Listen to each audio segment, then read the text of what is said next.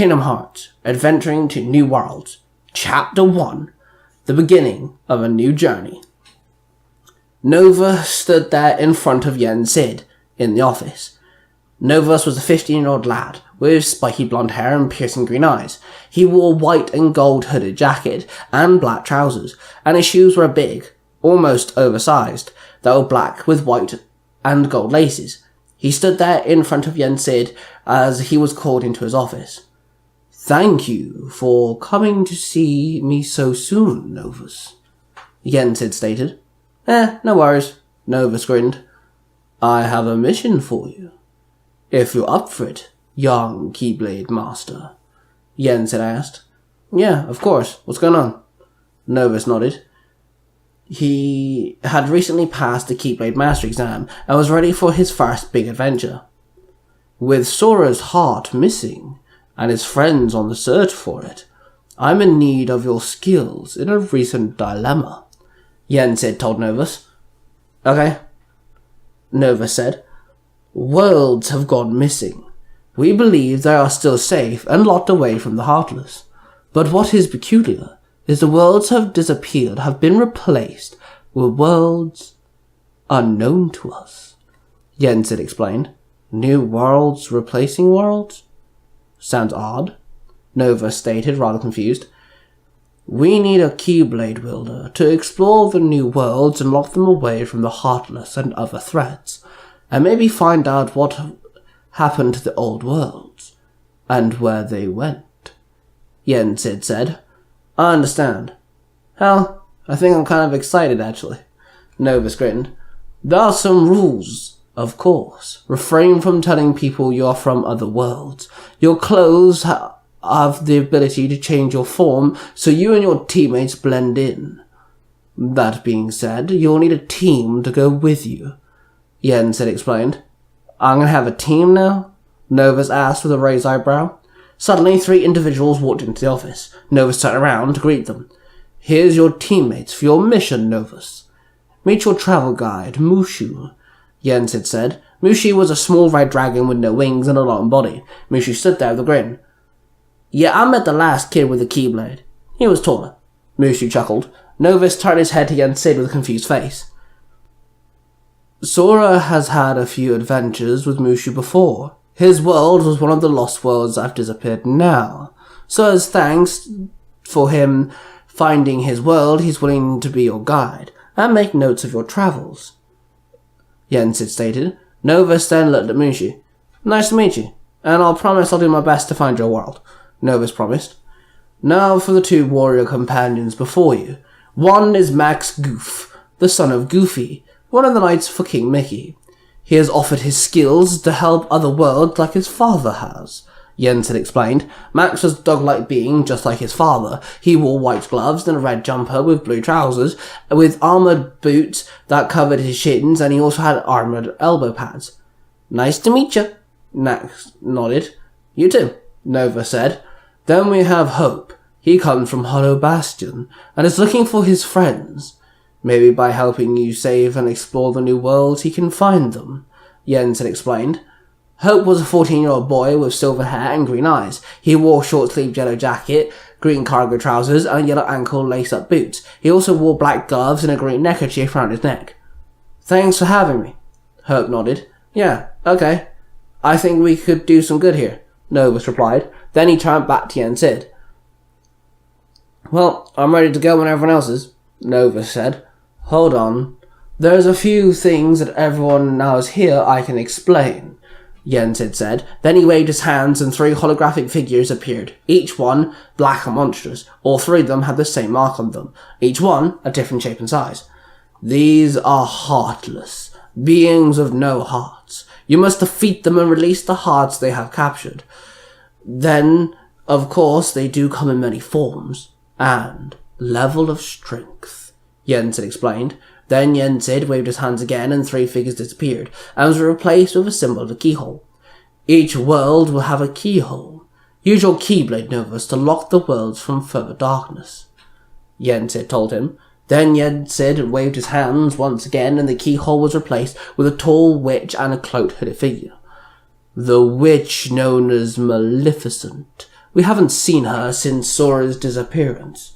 She has a habit of turning up with Heartless, so be on the lookout. The other one is Organization 13. They have a tendency to meddle in the affairs of the Keyblade Masters, but they seem to be interested in Sora only. You might, however, run into some of their minions.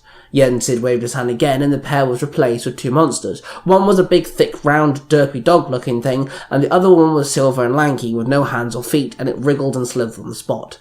These are the Unversed. Unversed were made of pure darkness, and can be turned into allies.